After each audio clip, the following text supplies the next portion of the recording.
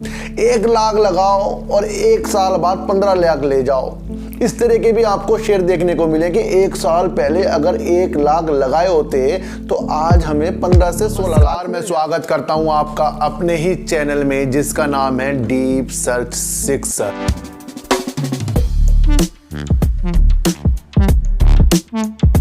Sir आज हम बात करेंगे सर यस बैंक की, लेकिन आज यस बैंक की बात जो हम करेंगे ना वो पूरी की पूरी सच्चाई पे आधारित होने वाली है।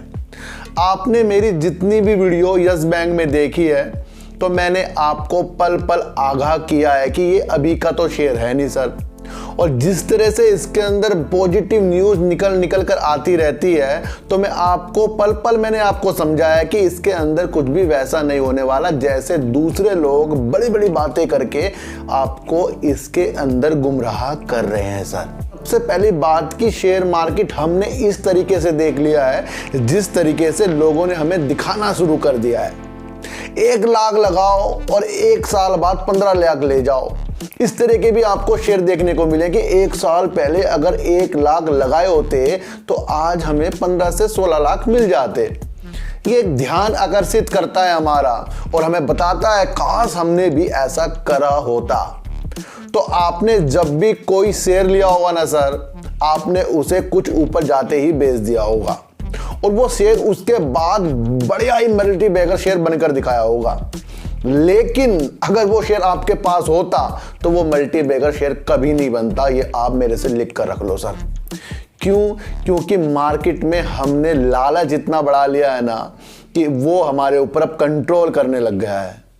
तो सबसे पहले अगर हमारे पास कुछ शेयर है वो मल्टी बैगर नहीं बन सकते, इसे सोच के साथ आपको शेयरों को लेना है सर, क्योंकि 99% तो शेयर गिरते ही रहते हैं, 1% ही आपको वो फल दे रहा है और जब वो फल दे रहा है तब उसको हम लेते नहीं। तो हाल इसी तरह यस बैंक का है। जब यस बैंक इतना बर्बाद हो चुका है और उसको संभालने के लिए प्रशांत कुमार जी ने, एमडी जी ने अच्छे प्रयास किए हैं और कुछ करोड़ों में इसका प्रॉफिट लाकर आपको दिखाया है, और जब ये प्रॉफिट देने लग गया तो हमने सोचा कि अब तो ये मल्टी बैगर शेयर बन जाएगा। लेकिन इसकी जो एक समस्या है एनपीए, वो सबसे ज्यादा इस बैंक को खोखला कर रही है सर। लेकिन एनपीए की भी न्यूज निकल कर आ रहा है कि एनपीए भी किसी को सौंपा जाएगा, एआरसी कंपनी को बेचा जाएगा। फिर मैंने आपके लिए एक वीडियो बनाई है कि आरबीआई ने कहा कि आप जो जैसी फ्लावर को एनपीए जो अपना बेचना चाहते हैं तो उसके अंदर आप सोच लो। मैंने कहा था ना आपको कि इसके अंदर अभी वो बढ़ावत नहीं आएगी जो आप सोच रहे हो कि भाई एनपीए तो बिकने वाला है, तो आप कहीं ना कहीं इसमें उछाल आने वाला है। मैंने आपको फिर वहां रोका था कि मैंने कहा जब आरबीआई ने इतना बड़ा स्टेटमेंट दे दिया है कि सबसे पहले वो सोचे, उसके बाद जो गाइडलाइंस आएगी उसके अनुसार वो काम करेगा। तो ये तो खुद ही समझ में वाली बात है कि यहाँ पर शेयरों को उछाल नहीं मिलेगा बल्कि समतली शेयर आपका गिरावट के साथ रहने वाला है। फिर फंड की न्यूज निकल कर आ रही है, ये सब न्यूज निकल कर आ रही है सर, ये होना भी होगा, लेकिन यस बैंक का तब अच्छा होगा जब इसके अंदर से थोड़े बहुत रिटेलर कम होते जाएंगे। ध्यान रखना, जिस शेयर के अंदर रिटेलर ज्यादा होंगे ना उस शेयर का कभी भी अच्छा होना संभव नहीं होता है। उठाकर आप इतिहास देख लो, 99% ऐसा हो रहा है जिसमें रिटेलर ज्यादा है वही शेयर हमें अच्छे संकेतों के साथ न्यूज मिल रही है, लेकिन वो चीजें हमें मार्केट में नहीं दिखती।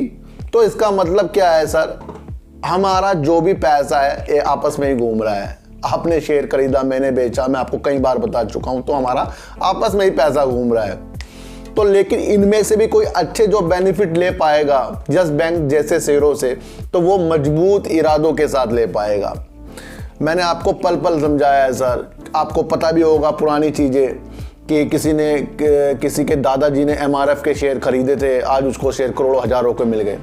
लाखों में एक बार होता है, शायद वो हमारे साथ ना हो भी नहीं सकता, क्योंकि आजकल तो सबके सब शेयर मार्केट में मोबाइल से ही पल पल में शेयर और पल पल में शेयरों को खरीद रहे हैं सर। ये जितनी भी मैं वीडियो बनाता हूं ना सर, ये मार्केट की एनालाइज करके बनाता हूं, न्यूज़ को देखकर बनाता हूं। तभी मैं आपको बता देता हूं कि जब एनपीए के लिए एआरसी की टीम गठित कर रहा है यस बैंक और वो जॉइंट वेंचर के साथ भी उसके अंदर काम कर रहा है तो ये अच्छी न्यूज़ है। लेकिन उसके तुरंत बाद जब आरबीआई ने कहा है कि आपको दोबारा से देखना पड़ेगा कि जेसी फ्लावर के साथ बाद में आपके लेन देन में मतभेद ना आए, तो ये रोक रहा है उसको। तो ये डीपली एनालाइज होती है। आपको शेयरों को 50 से 100 रुपए के टारगेट वाली वीडियो में एनालाइज सही से करने की एक अनुमंशा आपको खुद बनानी पड़ेगी और सच और झूठ को खुद आपको पहचानना पड़ेगा। लोग मुझे कहते हैं कि सर आप फंडामेंटल नहीं बताते, तो मैं उनसे पूछना चाहता हूं कि अगर मैंने फंडामेंटल वाली वीडियो आपके लिए बनानी शुरू कर दी तो उससे हासिल क्या होगा? क्योंकि एचडीएफसी बैंक का शेयर भी नीचे गिर रहा है, रिलायंस इंडस्ट्री का शेयर भी नीचे गिर रहा है और आइडिया सुजलोन के शेयर भी नीचे गिर रहे हैं। उसमें कहां से आप फंडामेंटल वाली चीजें देख रहे हैं?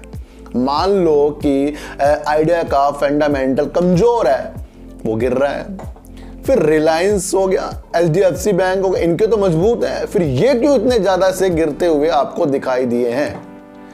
सारा का सारा मकसद यही है कि आपको साइकोलॉजी डेवलप करनी पड़ेगी और अपने अनुमान को सटीकता तक पहुंचाना पड़ेगा और लालच को थोड़ा कम करके न्यूज को भापना पड़ेगा। इस पे आधारित आपको काम करना पड़ेगा।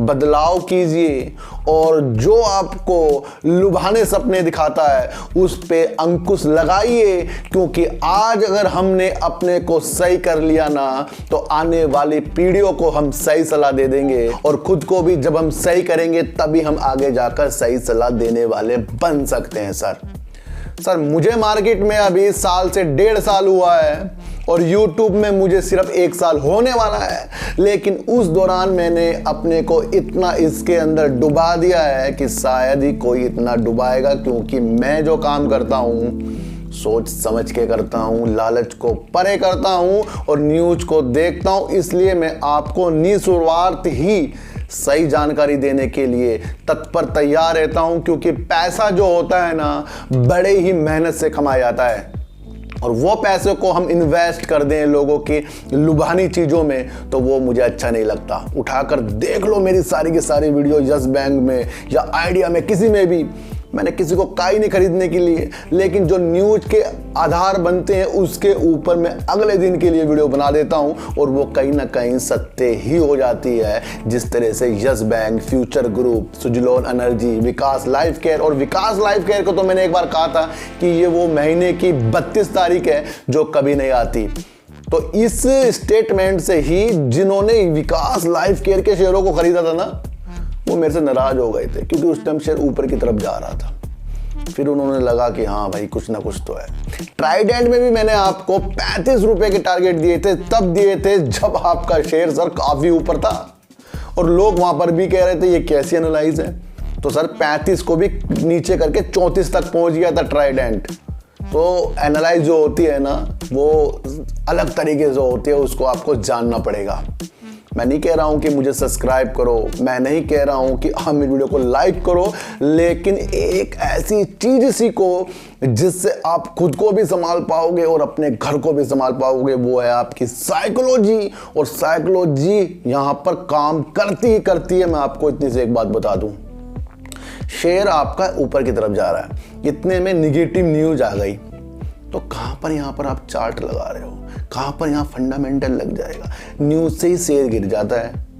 तो जितने भी लोग स्टेटमेंट देते हैं, न्यूज आती है चैनल पे आप देखते हो, उसको एनालाइज कीजिए, वो भापिए वो कहना क्या चाहते हैं। जब आप वो भाप गए ना प्रॉफिट आपको होने वाला है, और प्रॉफिट आपको मिलेगा तब जब आप अपने को थोड़ा सा टाइम देंगे। तो ये वाली जो वीडियो है ना इसको दोबारा देखिए, तिबारे देखिए, लोगों को शेयर कीजिए, क्योंकि सही चीज ही लोगों को तक पहुंचनी चाहिए और सच का साथ होता है, विश्वास का साथ होता है। इसलिए यस बैंक में ग्रोथ आनी जरूरी है, मैं भी कह रहा हूं, लेकिन वो तब आएगी जब इसके अंदर फंड की खबरें तेजी के साथ आएगी और फंड आ जाएगा और एआरसी की जो टीम बनाई जा रही है पूर्णतया बन जाएगी और आरबीआई जो कह रहा है उनके अनुसार इसके अंदर काम होगा। तो सब चीज़ों को संभालिए, अपने को अच्छा कीजिए और अच्छा करके ही मार्केट में आइए ही आइए। तो सर चींटी को आटा दीजिए, गाय को रोटी दीजिए और अपने बच्चों को ज़्यादा से ज़्यादा प्यार कीजिए, क्योंकि बच्चे ही आपकी मासूमियत से किस्मत पलटेंगे। तो फिर मिलेंगे आपसे नई वीडियो के साथ, जब तक के लिए नमस्कार।